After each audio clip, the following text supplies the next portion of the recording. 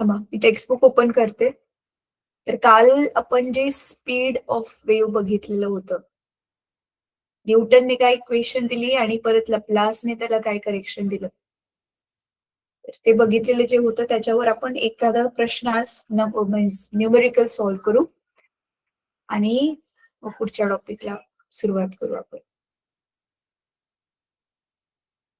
चला.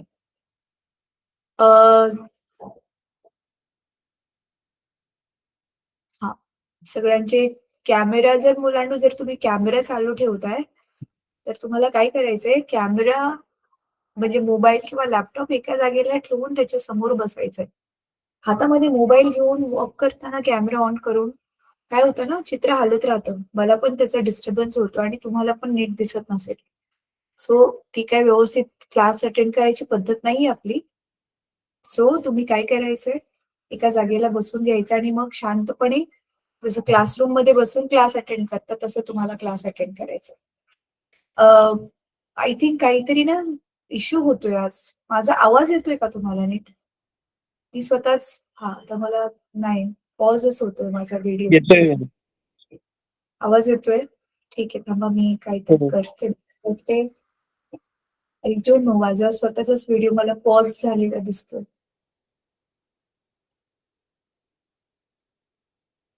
लॅपटॉप पण हँग झाला.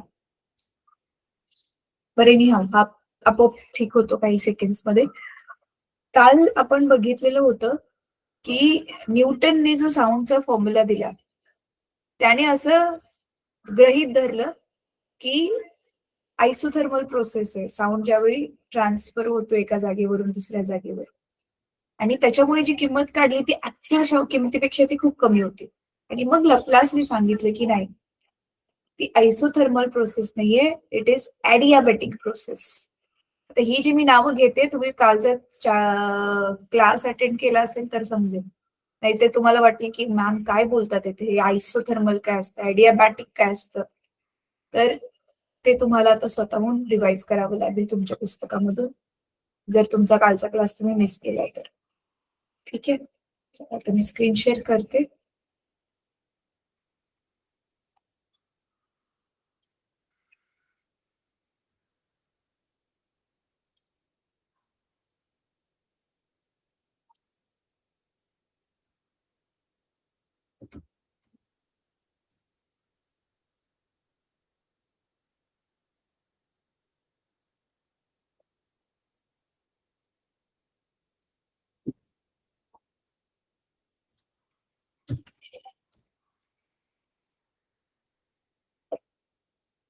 टेक्स्टबुक दिसतंय मुलांना तुम्हाला?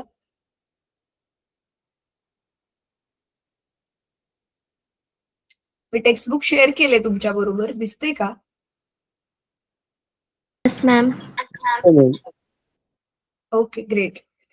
तर आपण बघा काल हा फॉर्म्युला बघितला जो न्यूटनने दिलेला, आणि हा वाला पण एक फॉर्म्युला बघितला जो लप्लासने दिलेला होता.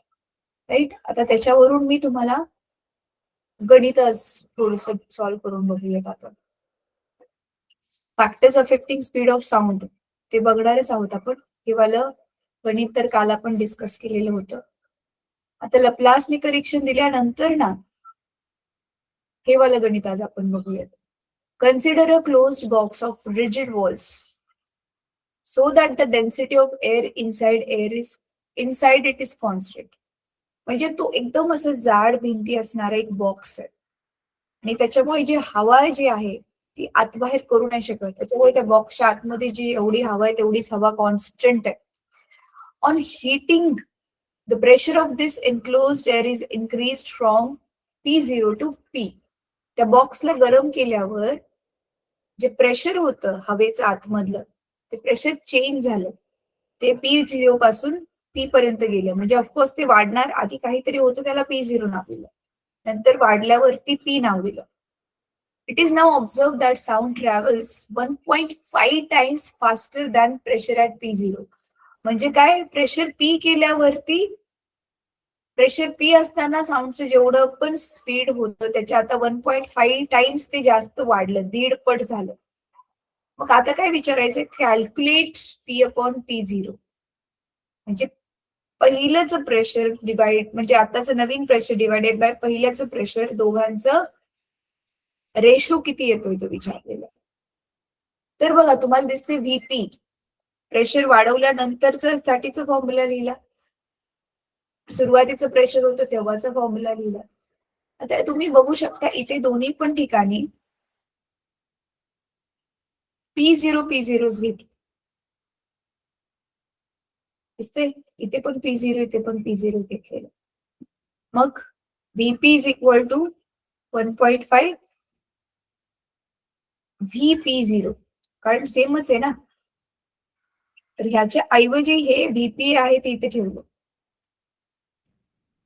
आणि मग दोघांची पण फॉर्म्युलाज ठेवून स्क्वेअर रूट काढून कॅन्सलेशन करून हे दोघांमध्ये काय रिलेशन आहे, पहिलं प्रेशर आणि दुसरं प्रेशर किती बदल झालाय, किती पटीने बदल झालाय तापमान वाढवल्यावर, तर ते इथे रेशो काढलेलं. तर मी काय केलंय हे बघूया आपण. हा VP is equal to gamma P0 upon rho दिसते, gamma P upon row.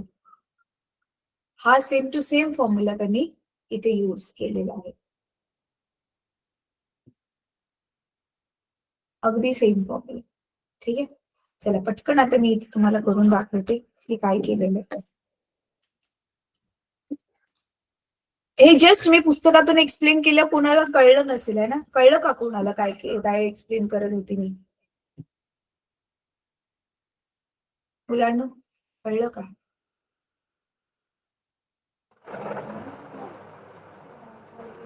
Screen दिसत नाही. हा मी आता स्क्रीन घालवली बेटा. मी काय म्हणत होते तुम्हाला, मी आता जे पुस्तक बघून पुस्तकातूनच डायरेक्ट गणित तोंडी एक्सप्लेन केलं न लिहिता, तर कळलं का तुम्हाला थोडंफार? नाही कळलं? नाही कळलं तर नाही कळलं, इट्स ओके. आता मी सांगणारच आहे. मला फक्त बघायचं होतं की तोंडी गणित एक्सप्लेन केल्यावर कोणाला कळतंय का. ओम तुला कळलं का? नाही कळलं? नाही मॅम. हा, का नाही कळलं माहिती, तू काल नव्हतंस म्हणून. बर चला, हे बघा, what is V? V is speed of the sound, right? आणि लप्लासने आपल्याला काय फॉर्म्युला दिला व्हीचा? Gamma P for pressure upon density of the medium. Density म्हणजे काय असतं माहिती ना मुलांना, दाटपणा, मास अपॉन व्हॉल्यूम. हल्ला की आता ह्याचं गरज नाहीये आपल्याला, पण मी डेन्सिटी काय असते ते तुम्हाला सांगितलं. मग आता काय दिलंय क्वेश्चन मध्ये, हा असा एक बॉक्स आहे आणि ह्या बॉक्सच्या ह्या ज्या भिंती आहेत ह्या एकदम अशा जाड आहेत, रिजिड आहेत, आणि त्याच्यामुळे काय आहे, ह्या बॉक्समध्ये जी हवा भरलेली आहे ती हवा ना वर आतमध्ये येऊ शकते ना, कुठली एक्स्ट्रा हवा बाहेरून आतमध्ये येऊ शकते ना, आतली बाहेर जाऊ शकते. तर ह्या बॉक्सला काय केलं त्यांनी, हीट करून गरम केलं. मग काय होणार आहे तुम्हाला माहिती आहे, आता हे जे हवेचे कण आहे ते फास्ट फास्ट फास्ट फास्ट फिरायला लागतील, कारण त्यांची एनर्जी वाढेल. त्याच्यामुळे मग हे जे प्रेशर अप्लाय करत होते भिंतींवरती ते पण आता इन्क्रीज होईल. म्हणून आधी सांगितलंय, आधी होतं प्रेशर P0, आता त्यांनी वाढवून काय केलं ते प्रेशर P. एक मिनिट हा मुलांना.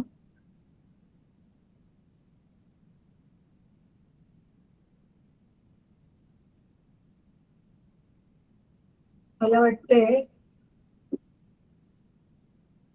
इंटरनेटचं, थांबा.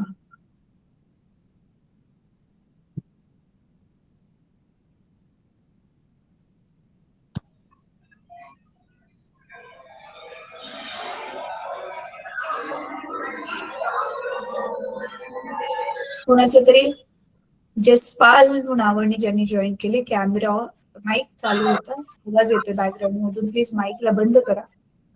हा, आता व्हाईट स्क्रीन दिसत असेल तुम्हाला. मग प्रेशर झाले P0 पासून ते P, आणि दीडपट काय झालं, दीडपट काय झालेलं आहे, साऊंडची वेलॉसिटी दीडपट झाली ना. बघा, साऊंड ट्रॅव्हल्स 1.5 टाइम्स. तर म्हणजे आता समजा आपण असं लिहिलं की सुरुवातीला जेवढा पण होता स्पीड तो आता 1.5 टाइम्स, म्हणजे आता नवीन जो व्ही आहे, जसं प्रेशर आता नवीन पी आहे, तसं नवीन जी वेलॉसिटी आहे ती पहिल्याच्या वेलॉसिटीच्या स्पीडच्या 1.5 वाढलेली आहे. राईट? मग काय, फॉर्म्युलाची इथे किमती ठेवा मुलांनो. हा जो फॉर्म्युला आहे ह्याला व्हीच्या फॉर्म मध्ये आपण इथे काय लिहिणार, gamma P rho is equal to 1.5 as it is, आणि व्ही झिरोच्या फॉर्म मध्ये ह्याच फॉर्म्युल्याला मॉडिफाय केले तर अंडर रूट गॅमा तर तसंच राहणार, पीच्या ऐवजी पी झिरो, आणि इथे रो पण कॉन्स्टंट, कारण सेम हवेबद्दल आपण बोलतो. मास पर युनिट व्हॉल्यूम तेवढंच राहणार, कारण हवा आत बाहेर जातच नाहीये. तर मग आता काय, स्क्वेअर रूट काढा. स्क्वेअर रूट काढल्यानंतर ना इथे गॅमा पी रो 1.5 चा स्क्वेअर होणार. आता स्क्वेअर रूट काढल्या दोन्ही साईडचा स्क्वेअर करावं लागेल ना आपल्याला, आणि इथे मग गॅमा पी झिरो रो, तर मग gamma gamma cancel, rho rho cancel, उत्तर काय आलं, P is equal to 1.5 into 1.5 P zero. मग आता 1.5 चा स्क्वेअर आहे 225, आणि हे पॉइंट नंतर 2 अंक आहेत म्हणून इथे 2.25 पी झिरो. झालं उत्तर, सिम्पल, इझी. हेच विचारलेलं, पी आणि पी झिरो मध्ये काय रिलेशन आहे. तर तुम्ही बघू शकता, जे नवीन प्रेशर एक्झर्ट झालं because of this air is 2.25 times more than the previous pressure. आधी गॅसकडे जेवढं प्रेशर होतं त्याच्या आता 2.25 पटीने वाढलं. 2.25 वगैरे समजता ना तुम्ही, 2.25 ला आपण मराठीत 2.25 म्हणतो किंवा 2.25 म्हणतो. सॉरी 2.25 आपण 215 ला म्हणतो. हा, 2.25 म्हणणार, म्हणजे 2.25 पटीने जे आहे ते वाढलं. ठीक आहे, चला. तर आय होप आता हे गणित समजलं असेल तुम्हाला. आपण पुढे जाऊयात आता. आता काय दिलंय, factors affecting speed of the sound. तर ह्याला मी इथे मुलांनो स्क्रीनला थांबा, स्टॉप करते. आता हा प्रश्न मला तुम्हाला विचारायचा, कारण हा प्रश्न आपण 9वी मध्ये ऑलरेडी केलेला आहे. आपले जे साऊंड जातोय तो साऊंड खूप सगळ्या वेगवेगळ्या फॅक्टर्सवर अवलंबून असतो. तर मला कोण सांगेल कुठले कुठले ते फॅक्टर्स असू शकतात ज्याच्यामुळे साऊंडची जी स्पीड आहे ती कमी जास्त होते. एअर. कळलं नाही बेटा, परत मोठ्याने बोल. एअर एअर एअर म्हणजे तुला म्हणायचं माध्यम? हो मॅम, म्हणजे हवा कमी जास्त झाल्यावर आवाज बी कमी जास्त होतो ना. बरं, हा, ठीक आहे. अजून अजून कोण सांगेल? Speed of the sound, sound ज्या स्पीडने ट्रॅव्हल करतोय ते स्पीड कमी जास्त होते. कशामुळे कमी जास्त होते, कुठल्या कुठल्या फॅक्टर्स मुळे ती कमी जास्त होते, ते फॅक्टर सांगायचे. सांगा. फ्रिक्वेन्सी. फ्रिक्वेन्सी नाही. कोण सांगेल?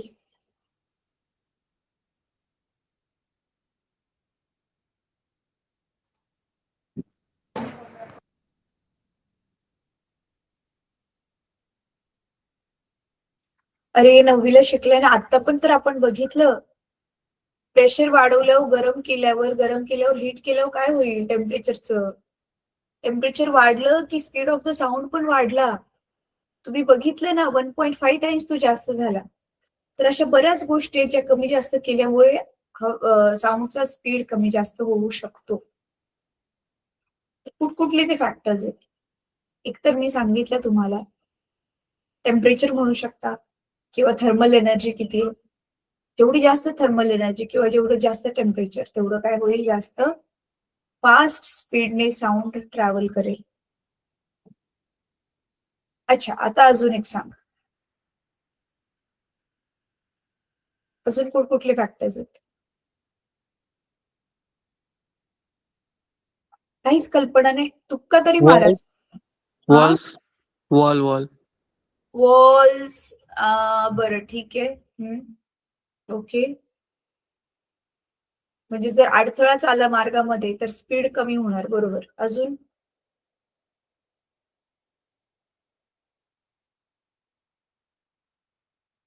स्पीड कमी होणार की वाढणार मुलांना? सॉलिड्स मधून आपण काल बघितलेलं होतं साऊंड जास्त फास्ट ट्रॅव्हल करतो लिक्विड्स किंवा गॅसेसच्या तुलनेत.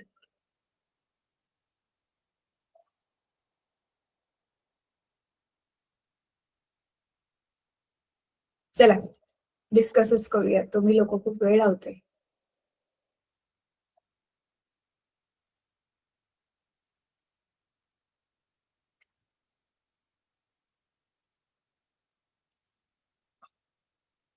Factors affecting speed of sound.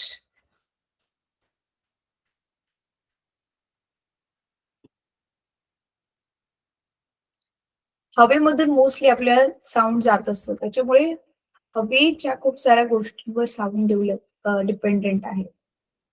तर इथे जे आहे ते कुठल्या कुठल्या शास्त्रज्ञांनी काय केलं आणि कधी शोध लावला, तर हे सगळं थोडस दिलं असेल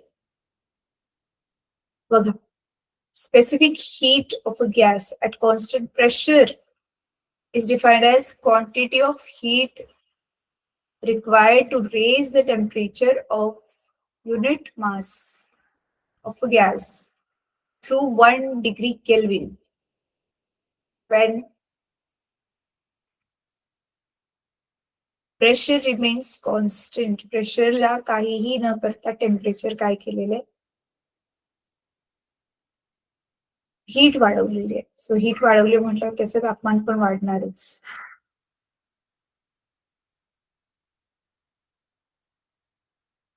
पुढे सीपी ऍट कॉन्स्टंट प्रेशर, हे आपण आधी पण बघितलेलं आहे. सीबी काय आहे? Specific heat at constant volume म्हणून नाव दिलंय. C for specific heat, V खाली जो छोटासा व्ही लिहिलाय that is it is at constant volume. जेवढा गॅस घेतला आपण तेवढाच घेणार, ना त्याला वाढवणार ना त्याला कमी करणार. कमी कसा होतो?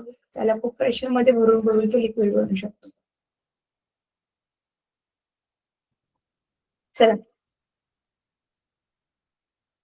आता सीपीसीबी आपण ह्या आधीच्या पण क्लासेसमध्ये डिस्कस केलेल्या. पुढे काय झालं?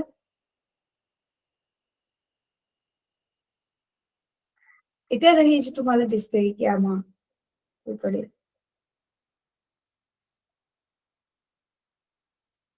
एक मिनिट, मी स्क्रीन शेअर थांबवते.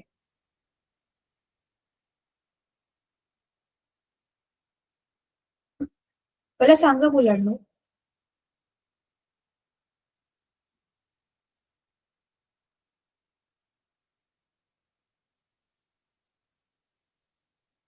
बोला, ट्राय करा मुलांना, चुकलं तरी चालेल.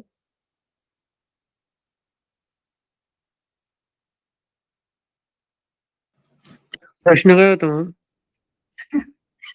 प्रश्न कोणी रिपीट करेल का? मॅम ऐकू नाही आलं.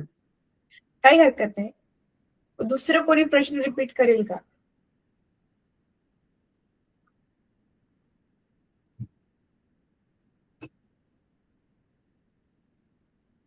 अरे आता फक्त प्रश्नच रिपीट करायला सांगितले तरी पण नाही करत आहे तुम्ही.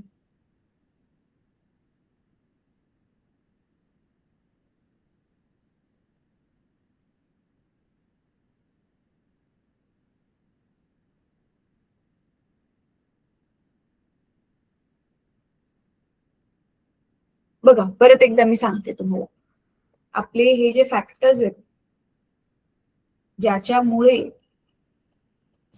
जे स्पीड आहे तो कमी जास्त होतो, तर एक एक करून आपण बघणार आहोत. सगळ्यात आधी प्रेशरचं तर आताच आपण इथे गणित बघितलं. प्रेशर वाढवलं की हे बघा, हा जो फॉर्म्युला होता स्पीड, एक मिनिट स्क्रीन शेअर नाही केली.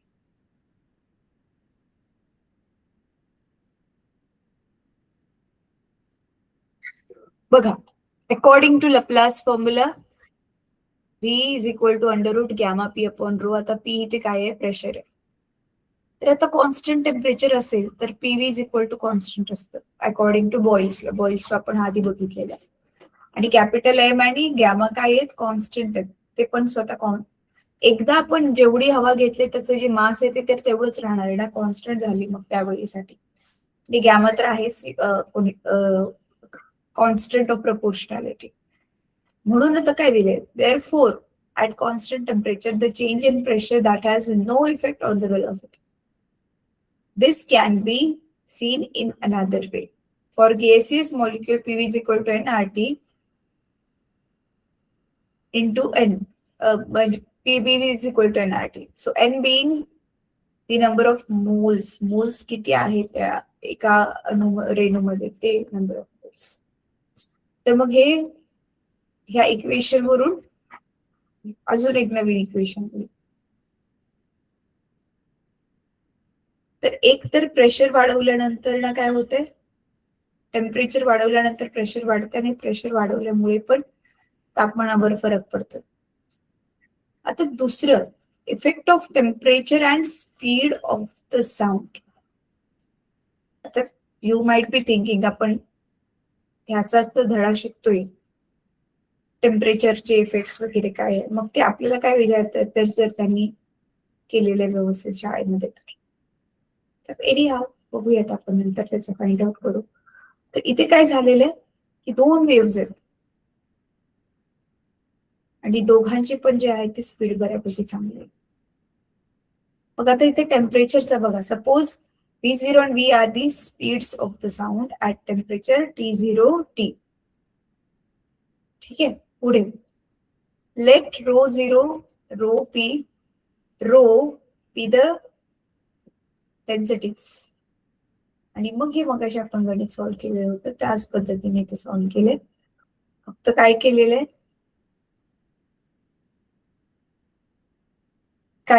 फक्त एकत्र असल्यामुळे हे जे करेक्शन्स आहेत ते तुलना करून लगेच काढण्यासाठी इझी पडतात. तर यू कॅन सी इथे सेम टू सेम तो फॉर्म्युला लिहिला. इथे सेकंड वाला पण जो आहे तो, कारण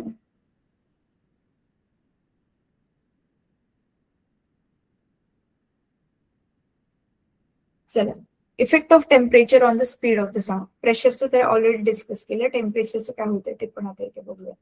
तुम्हाला दिसतंय आपला PV is equal to nRT होतं ना.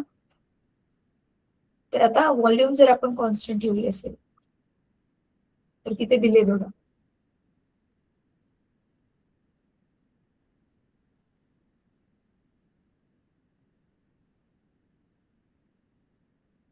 मी इथे करून दाखवते मुले. आज सगळेजण इथे एवढे शांत शांत बसलात आहेत, असं वाटते मी एकटीच आहे क्लासमध्ये, कोणी काहीच बोलत नाही. काय झालं, थकला तुम्ही, कॉलेजला जाऊन थकला?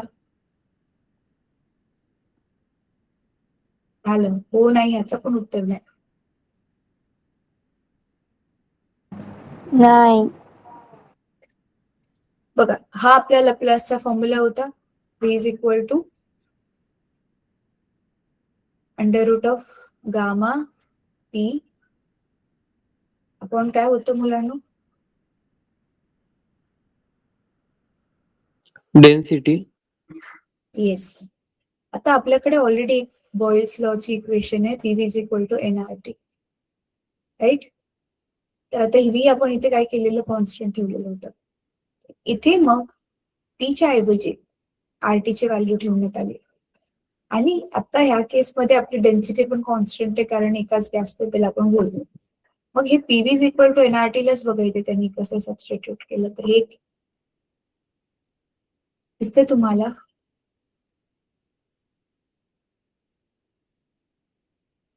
P आधीचा जो राऊंड ऑफ करून किंमत आली ती आता इथे दिसते RT बाय T0. तर तुम्हाला वाटत असेल नुसतं RTच कसं, आता N जो आहे इथे नंबर ऑफ मॉलिक्युल्स मोल्स पण फिक्स असतील कदाचित, म्हणून इथे ते फिक्स केलेलं आहे. आता इथे मग काय उरलं आपल्याकडे, PVच राहिला फक्त. मग PV ची जी काय जे व्हॅल्यू आहे तिथे RT ठेवलं PVच्या ऐवजी.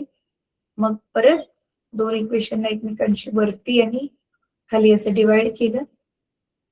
वरती काहीही असेल तर आणि आर आर कट झाला आणि आन्सर आलं T/T0. तर यू कॅन सी अशा पद्धतीने आपण हे टेम्परेचर आणि वेलॉसिटी किंवा टेम्परेचर आफ्टर सम टाइम किती आहे तर ते असं काढू शकतो.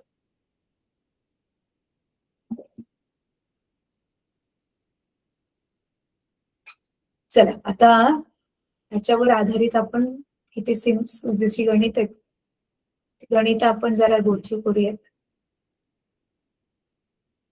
इथे काय केले कळतंय मुलांना तुम्हाला?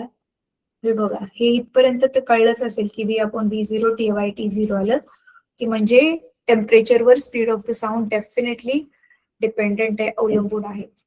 आणि इथे काय केलेलं आहे, टेम्परेचरच्या किमती ठेवल्यात. टेम्परेचर 273.5 T म्हणजे किती पण आपण जे मनातल्या मनात मानतोय ते T टेम्परेचर इथे जसंच्या तसं सध्या ठेवलंय इन जनरल. आणि दुसरी जी एक संख्या आहे, राशी आहे, त्याचं काय केलेलं आहे बघा, taking T0 is equal to 273 and writing T is equal to 273 plus 1.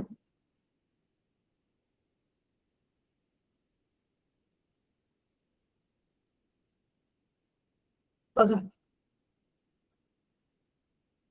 आता तुम्ही हा विचार करताय 273 प्लस T का केलं? ऍब्सोल्यूट टेम्परेचर मुलांना केल्विन आहे, जी सुरुवात केली त्यावेळी टेम्परेचर पुढे वाढत वाढत चाललंय. तर ते काहीतरी फिक्स्ड अमाऊंट नाही, म्हणजे जसं 10चं 20 झालं, 20चं 30 झालं, काही फिक्स्ड इंटरव्हल मध्ये ते वाढतंय. त्याला एक पॅटर्न आहे म्हणून इथे T वाला जो आहे तो एक्स्ट्रा घेतलाय.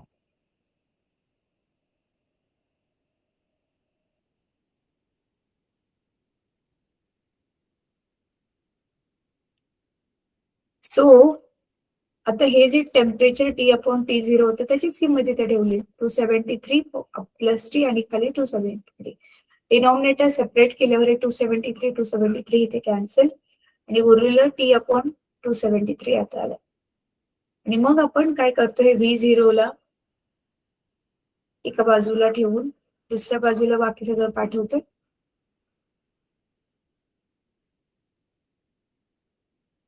मग काय क्रॉस मल्टिप्लिकेशन करून ही नवीन इक्वेशन आली जी फक्त V आणि V0च्या स्वरूपामध्ये, आणि T म्हणजे आपला नॉर्मल जनरल टोटल टाइम. तर हे गणित ह्याची प्रॅक्टिस करायची मुलांना, ह्याची उद्या क्लास चालू झालं मी टेस्ट घेईन, आणि दिस is very very important.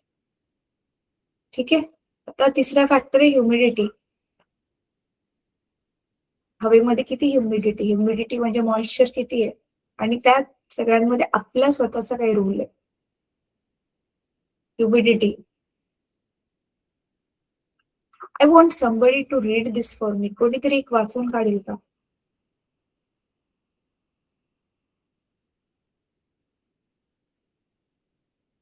Humidity म्हणजे हवेतली मॉइश्चर, हवेमधली आर्द्रता मुलांना. त्याचा काय फरक पडतोय तापमान ह्याच्यावरती, स्पीड ऑफ द साऊंड वरती, ते ह्या पॅरेग्राफ सांगितलेले. So humidity in air depends upon pressure of water vapor in it. Let PM and PD be the densities of moist and dry air respectively. Moist असताना density D1 आहे, आणि त्याच्यानंतर ना moist नसताना डिक्रीज झालं moisture, तेव्हा पण काय करायचं, इक्वेशनला बघा आता आपण कसं मॉडिफाय करतो. सो लॅप्लास इक्वेशन नुसार हे सेम टू सेम फॉर्म्युला लिहिलाय आणि परत काय केलं, त्याच्या किमती तिथे ठेवल्या. तर इथे डेल्टा न ठेवता हे असं झालंय.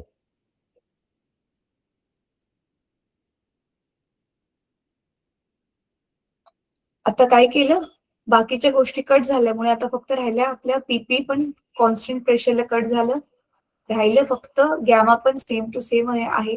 We can take out that as constant, आणि फक्त rho D by rho M म्हणजे काय, ज्यावेळी D means what, D means what मुलांना, D1, what is D, DN, बोला बोला लवकर मुलांना. कळते का इथे काय चाललंय?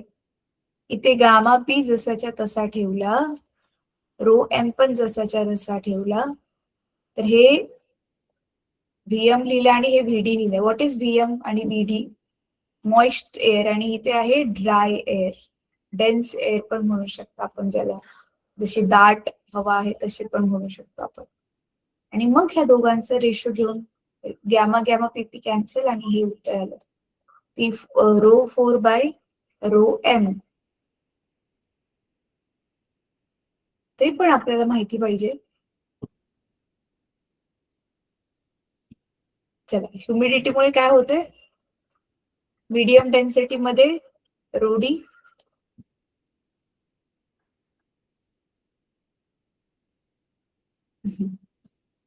चला, आता ह्याच्यावरती बघा, PM is less than P0. Moist air जे असते, आता मॉइस्ट एअर म्हणजे तिचं तापमान पण मॉइश्चर असल्यामुळे थोडंसं कमीच असणार ना, पाण्याची जी उष्णता होल्डिंग कॅपॅसिटी आहे त्याच्यावर अवलंबून आहे. तर मॉइस्ट एअर जिथे असते तिथे प्रेशर कमी असतं, तर ऑब्व्हियसली स्पीड पण कमी असणार. ड्राय एअर असेल तर, मॉइश्चर कमी असेल तर स्पीड पण जास्त असणार घाम सुकण्याचा. आणि मग ह्याच्या सगळ्यांच्या किमती देऊन मग this is V in greater than VD. अच्छा, इथे आता मम्मीने ह्यांचे जे नाव दिले आपण ते इथे टाकूया. So PM is less than PD, moist एअरचं डेन्सिटी कमी आहे ड्राय एअर पेक्षा. आणि मग किमती आपण ठेवलेल्या, सॉरी मी चुकून मग अशी दुसरा शब्द बोलले, तर याच्या किमती आपल्याला ठेवल्या की आपल्याला हे मिळालं की मॉइस्ट एअरची स्पीड, मॉइस्ट एअर मध्ये स्पीड जास्त आहे ड्राय एअर पेक्षा. मॉइस्ट एअर मध्ये का बरं?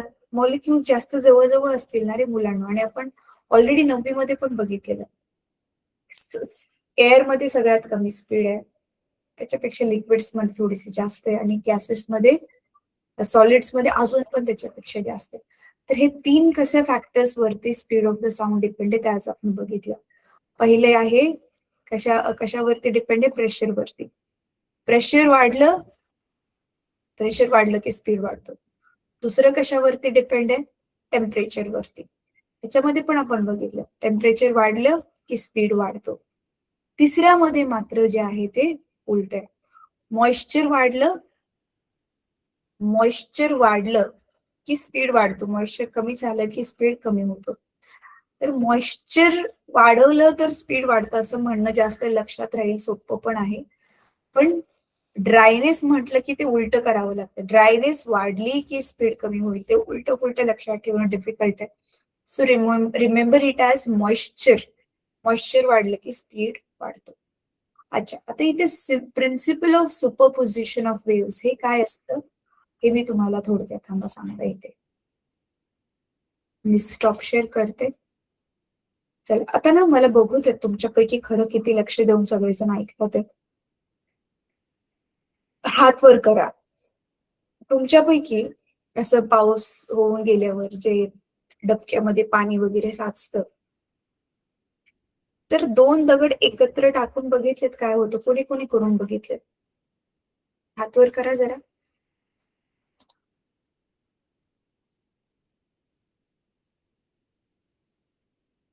कोणीच नाही. एक दगड टाकून बघितलाय, ते कोणी कोणी बघितलंय? डबक्यामध्ये एक दगड टाकून काय होतं? कोणी कोणी बघितलं? हँड रेस करा. ओके, एका विद्यार्थ्याने केलेला आहे हॉस्टेलच्या. अजून बाकीचे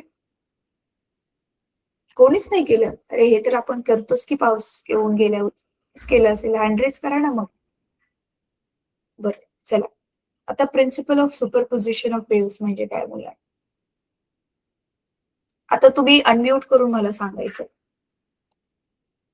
माझा व्हाईट बोर्ड दिसत असेल तुम्हाला.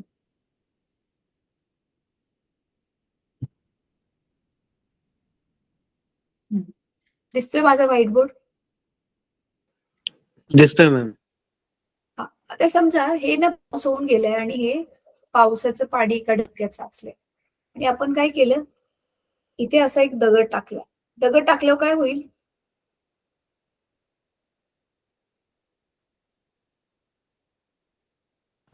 पाणी उडेल. पाणी कसं, हा, पाणी उडून झाल्यानंतर पुढे परत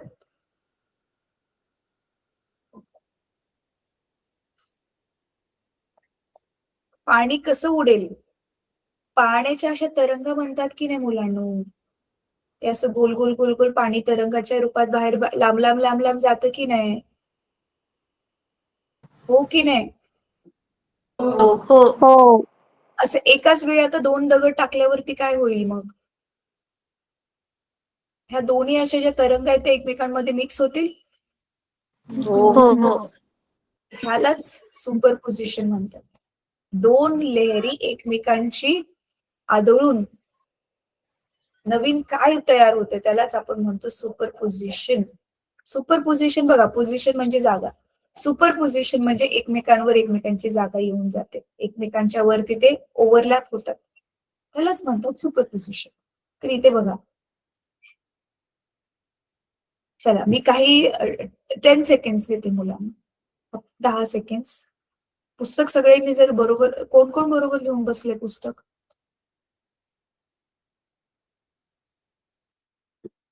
गुड. हे फक्त वाचून काढा, principle of superposition of waves. हे इथून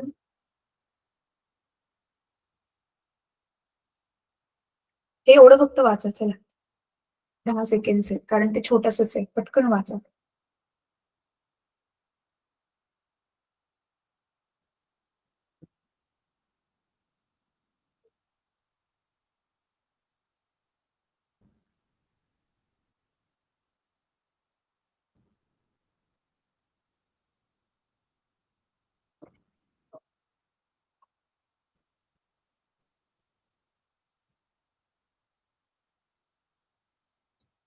वाचलं? Waves don't display any repulsion. एकमेकांकडे ते जसं निगेटिव्ह निगेटिव्ह पार्टिकल्स जवळ आणले की ते लांब जातात, रिपेल होतात, अनलाईक पार्टिकल्स जवळ आणले की अट्रॅक्ट होतात, तसं इथे वेव्सच्या बाबतीत होत नाही. तर waves don't display any repulsion towards each other, therefore two wave patterns can overlap. दोन्ही वेव्हचे पॅटर्न एकमेकांवर ओव्हरलॅप करतात इन द सेम रिजन, त्याच जागेवर, of the space without affecting each other, एकमेकांना बिलकुल दुसऱ्याला त्रास न देता. When two waves overlap their displacements, add vectorally, म्हणजे सांगते ह्याचा अर्थ काय. This additive rule is referred as principle of superposition of waves. When two or more waves traveling through a medium arrive at a point of a medium simultaneously, each wave produces its own displacement at that point independent of the other. Hence, the resultant displacement at that point is equal to the vector sum of the displacements due to all the waves. The phenomena of superposition will be discussed in detail in 12th standard. कळलं? आता काय आहे हे मी सांगते तुम्हाला.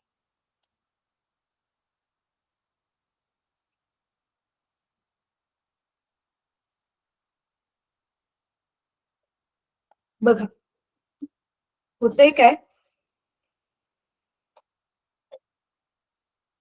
हे टाकल्यामुळे तुम्हाला माहितीये, हे गोल गोल गोल गोल मी जरी दाखवलं तरी हे असं तरंगाच्या रूपामध्ये जाते वेव्ह, बरोबर आहे? ही अशी तरंगांच्या रूपामध्ये जात असते ना वेव्ह. आता इथे पण जे टाकलेलं आहे हे बघा, तर होतं काय, हे ना, हे जॉईंट होऊन जातं आणि या दोघांचं मग हे ऍडिशन होऊन जातं. समजा इथे एक टाकलं आणि इथे पण तुम्ही एक टाकलं, मग ह्याच्यामुळे पण जी तरंग आहे ना, दोघांचं मिक्स होऊन मग ते एकत्र होऊन ते पुढे पुढे जाते, म्हणजे डिस्प्लेसमेंट दोघांची जी आहे ती ऍड होते, तेच इथे दिलेलं आहे, ऍडिशन होतं, त्यालाच आपण म्हणतो सुपरपोजिशन. आता इथे तर मी 2च म्हणते, पण असे समजा खूप असतील, इथे तिसरा दगड टाकला, चौथा, तर ह्या पॉइंटला ना सगळ्यांचे जे वेव्स येऊन बनते ती एकत्र मिळून ह्या सगळ्यांची ओव्हरऑल टोटल डिस्प्लेसमेंट आपण घेणार. टोटल डिस्प्लेसमेंट आपण म्हणजे ह्याला काय म्हणू शकतो, सम म्हणू शकतो.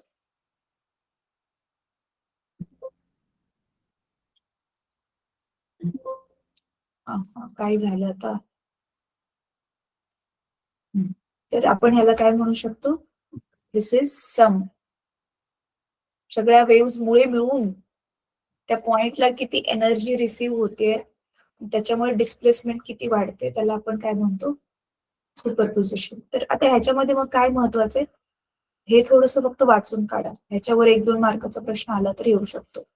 तर प्रिन्सिपली ते डिटेलमध्ये दिल्या नाही, तर प्रिन्सिपलचं एक स्टेटमेंट आहे.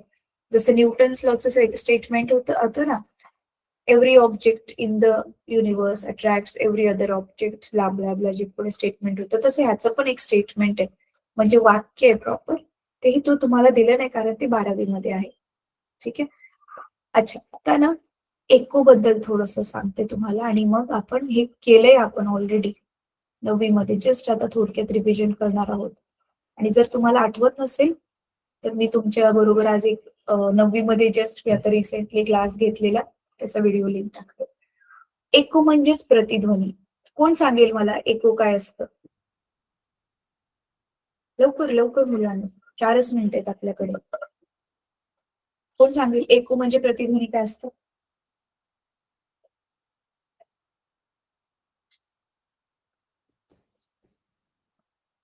असं काय करताय रे तुम्ही? मस्तपैकी कुठे लांब ठिकाणी फिरायला गेले आणि एका टेकडीवर उभं राहून तुम्ही स्वतःचा आवाज घेतला, म्हणजे आवाज हाक दिली. मग तो आवाज परत एकदा आपल्याला स्वतःलाच ऐकायला येतो थोड्या वेळात. जसं की ओम ओम ओम ओम. ह्याला काय म्हणतो आपण? प्रतिध्वनी म्हणतो ना त्याला, एको म्हणतो. एको का ऐकायला येतो आपल्याला?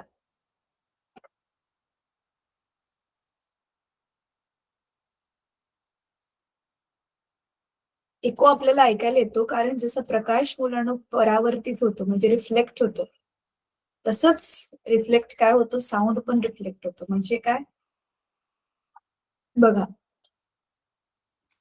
समजा इथे उंच असा पर्वत आहे आणि इथे त्याच्यापेक्षा छोटा असा पर्वत आहे आणि इथे तुम्ही उभं आहे. ठीक आहे. तर इथे तुम्ही काहीतरी आवाज दिला, तर हा जो तुमचा जो ध्वनी आहे हा असा इथे जाऊन जाऊन जाऊन की नाही आदळतो, आणि परत हे आदळून परत परावर्तित होऊन ना हे असं तुमच्याकडे माघारी येतो आणि मग तुम्हाला ऐकायला येतो. मग हा जो ध्वनी परावर्तित होतोय म्हणजे ह्याचं जे रिफ्लेक्शन होतंय, तुम्हाला आठवते लॉज ऑफ रिफ्लेक्शन, एक अशी काच होती, त्या काचेला आपण हे काढलेलं नॉर्मल म्हणजे स्तंभिका काढलेली, इकडून लाईट पडत होती, इकडून जात होती. मग हा अँगल आय आणि आर आपण सेम दाखवलेलं होतं. Angle I is equal to angle R. So this was called law of reflection, right? तसंच हा law of reflection is followed by sound as well. तर मग साऊंड रिफ्लेक्ट होऊन येतोय. मग साऊंड माहितीये मुलांना आता पण रिफ्लेक्ट होते. मी इथे बसले, माझ्या समोर जी भिंत आहे, मागे जी भिंत आहे, साईडला जे पण सगळ्या ज्या ज्या वस्तू आहेत, ज्या सपाट वस्तू आहेत खास करून, सगळ्यांपासून साऊंड रिफ्लेक्ट होतोय. पण मग मला इथे माझं जे पण बोलणं आहे ते डबल डबल ऐकायला का नाही येत? कारण किंवा टिप्पल टिप्पल ऐकायला का नाही? कारण ना एकाच वेळी किंवा खूप कमी अंतराच्या गॅपने कानावर खूप सारे आवाज पडत असतील ना, तर आपला मेंदू त्याच्यामधला फरक नाही सांगू शकत. उदाहरणार्थ, थांबा आता मी ह्याला स्टॉप करते. उदाहरणार्थ, आता सगळेजण तुम्ही 3-4 लोक एकत्र बोलायला लागला, मला काहीच नाही कळणार. सगळा कालवा होऊन जाईल ना, गोंगाट होऊन जाईल, मला काहीच नाही कळणार. आपल्या ब्रेन त्या आवाजांमधला फरक नाही सांगू शकत, कन्फ्यूज होऊन जातं ब्रेन. तसंच आता काय होतंय, मी बोललेला आवाज आणि माझाच आवाज जो रिफ्लेक्ट होऊन माघारी येतोय, दोन्ही मिक्स झाले माझ्या ब्रेनसाठी. का बरं? दोघांमधला गॅप खूप कमी आहे. बोललेला ओरिजिनल आवाज आणि परावर्तित होऊन आलेला आवाज, त्याच्यामधला जो गॅप आहे तो कमीत कमी 0.1 सेकंडचा पाहिजे. बघा, 1 सेकंड टिक, 1 सेकंड व्हायला किती वेळ लागतो? 1 सेकंड व्हायला 1 सेकंडच लागतो. पण त्याच्या पण 10 पट कमी 0.1 सेकंडचा गॅप पाहिजे. आणि एवढा गॅप युजली नसतो आपल्या जवळ साऊंड जो रिफ्लेक्ट होऊन येतोय. पण खूप लांब सरफेस असेल तर साऊंडला जाऊन मग आदळून माघारी यायला 0.1 पेक्षा जास्त वेळ लागतो. म्हणून मग आपल्याला स्पष्टपणे आपण बोललेला ओरिजिनल आवाज, माघारी आदळून आलेला आवाज ह्याच्यामधला फरक आपल्या ब्रेन स्पष्टपणे सांगू शकतो. म्हणून मग तिथे एकदा जर रिफ्लेक्ट होऊन आला तर एकदाच प्रतिध्वनी ऐकायला येतो, एको ऐकायला येतो. 2-3 वेळा परावर्तित होऊन आला तर 2-3 वेळा ऐकायला येतो. असं सगळं होतं. समजले प्रतिध्वनी काय आहे? मग प्रतिध्वनी जो आहे तो आपण प्रत्येक वेळी का नाही ऐकत? हे तुम्हाला इथे 9वी मध्ये होतं बघा. हे जरा तुम्ही वाचून काढायचंय. आपला स्पीड ऑफ द साऊंड जो आहे तो जवळजवळ सेम आहे, थोडाफार चेंज होत राहतो. तर बघा, प्रतिध्वनी ऐकू येण्यासाठी साऊंडला कमीत कमी एवढं अंतर ट्रॅव्हल करून यावं लागेल. कारण टाइम किती पाहिजे? 0.1 सेकंड कमीत कमी गॅप तेवढा पाहिजे ना. साऊंडला तेवढ्या वेळानंतर ट्रॅव्हल करून यायचंय. साऊंड जाणार आणि आदळून माघारी येणार ते 0.1 सेकंड पेक्षा जास्त पाहिजे. तर चला 0.1 सेकंड घेतलं आपण. स्पीड ऑफ द साऊंड 344 घेतला आपण 22 डिग्रीला सपोज.